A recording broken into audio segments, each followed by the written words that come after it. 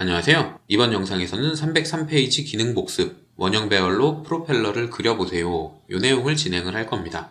준비 파일인 어레이 폴라라는 도면을 보면 이렇게 프로펠러가 하나 그려져 있을 거고요. 피니시까지 붙은 완성 파일을 보면 완성된 형태와 각 부분의 치수까지 그려져 있을 거예요. 둘 다 한 번에 열어놓고 시작을 하겠습니다. 뷰에서 수직 배열로 한 번에 열어놓고 그대로 따라하면 되는데, 형태를 보면 요 프로펠러 요 형태가 총 6개 들어가 있죠. 그리고 요 두 개의 호도 총 6개가 원형으로 배열이 되어 있습니다. 중심점은 요 원의 중심점이고 그걸 기준으로 6개가 들어가 있는 거예요. 그러니까 요 친구는 배열만 시키면 되는데, 요 친구 요 두 개의 호는 호를 그려놓고 배열을 시켜도 되고, 아예 원을 처음부터 쭉 그려놓고 불필요한 부분을 잘라내도 됩니다. 어떤 방법을 사용하든 이런 간단한 형태에서는 작업 시간이 크게 차이가 나지 않으니까 본인이 편한 대로 작성을 하시면 될 거예요. 다만 요 호를 한 개씩 작성하는 것만 피하시면 됩니다. 그건 시간이 너무 오래 걸리니까요. 자, 그러면 요 친구를 배열시킬 텐데, 원형 배열은 버튼으로는 이쪽에 들어가 있죠. 전용 명령어도 어레이 폴라라고 되어 있는데, 이 모든 배열하는 기능은 어레이 AR이라는 단축 명령어로 모두 다 사용을 하실 수가 있어요. 객체를 선택하고 더 이상 선택할 객체가 없다, 다음 단계로 넘어가고 싶다, 이 표시로 엔터나 스페이스바를 한번 눌러주면 배열의 유형을 정할 수가 있거든요. 여기에서 원형 배열을 선택을 하시면 되는데, 원형 배열엔 배열의 중심점이 필요합니다. 그래서 그 중심점을 입력해달라고 하고 있는 건데, 이때 지금 도면은 아주 간단해서 중심점을 금방 쉽게 잡을 수 있지만, 복잡한 도면에서는 이 객체 스냅을 쉽게 잡지 못하는 경우도 생겨요. 그럴 때에 쉽게 하는 방법이 총 2가지가 있습니다. 첫 번째는 컨트롤이나 쉬프트, 이때 키보드 왼쪽에 있는 스페이스바 왼쪽에 있는 컨트롤이나 쉬프트 둘 중에 하나를 꾹 누른 상태에서 마우스 오른쪽 버튼을 누르면 이렇게 팝업 메뉴가 나올 거예요.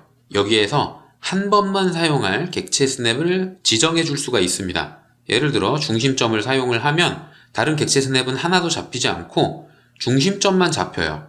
그러니까 지금 이 상태에서 중심점을 잡기가 훨씬 편하겠죠.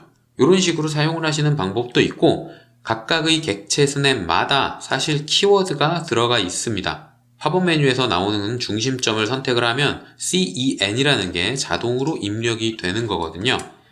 그래서 사용할 객체 스냅의 키워드를 알고 있으면 메뉴를 호출하지 않고 그냥 CEN이라고 직접 타이핑을 해서 사용을 하실 수도 있어요.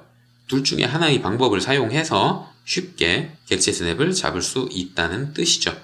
자, 이렇게 원형 배열을 작성을 했으면 우리가 작성할 건 프로펠러 날개가 총 6개, 그게 360도를 꽉 차고 있는 거기 때문에 원형 배열의 기본 설정이랑 똑같습니다. 그래서 별개로 수정해줘야 되는 게 없으니까 엔터나 스페이스바를 사용을 해서 기능을 맞춰주세요. 그러면 프로펠러까지는 완성이 된 거고, 나머지 요 호드를 작성을 해줘야 되는데, 원이라는 기능을 사용을 해서 반지름이 20, 50이죠. 지름으로 입력을 하고 싶으면 지름이란 옵션을 사용을 해서 지름이 40이라고 입력을 해줘도 되기는 하는데, 반지름으로 입력해서 저는 사용을 해보겠습니다. 이렇게 20, 50인 원을 그려놓고 불필요한 부분을 자르기라는 기능으로 한 땀 한 땀 잘라내도 괜찮아요. 어차피 6번만 해주면 되는 거니까 작업시간이 크게 차이가 나지는 않을 겁니다. 이런 식으로 작성을 해줘도 되고, 이 2개의 원을 일단 작성을 해놓고 자르기로 한쪽만 이렇게 지워주면 호 2개, 이 친구가 생겼죠? 그러니까 나머지는 쓱 지워주고 이 친구를 다시 한번 원형 배열을 시켜주면 6개가 금방 생기게 되겠죠. 이런 방법으로 작성을 해도 될 겁니다. 이렇게 배열을 사용하면 배열을 사용한 객체는 특성이 남아요. 원형 배열이라는 이 특성이 남아서 항목의 개수를 조절한다든가 각도를 조절한다든가 그런 거를 나중에도 편집을 해줄 수가 있습니다. 그래서 이 기능에 익숙하신 분들은 가급적 이 속성을 분해하지 않는 게 좋기는 한데, 이 속성을 지우고 싶으신 분들은 Explode, 분해라는 기능을 사용하면 연관 배열 속성은 사라지고 각각의 폴리선이라는 객체로 만들 수도 있어요. 물론 기능에 익숙해진 분들은 이걸 분해하지 않는 게 나중에 편집할 때 훨씬 좋기는 하지만요. 자, 여기까지가 영상에서 설명할 내용이고요. 조금 더 연습하고 싶으신 분들은 중심선과 각 부분의 치수를 집어넣는 연습까지 같이 해보시면 좀 더 도움이 되실 겁니다. 혹시라도 이번 영상에서 설명한 내용들 중에 이해되지 않는 게 있다거나 궁금한 게 있는 분들은 댓글이나 이메일을 남겨주시면 최대한 빨리 확인을 하고 답을 드리도록 하겠습니다.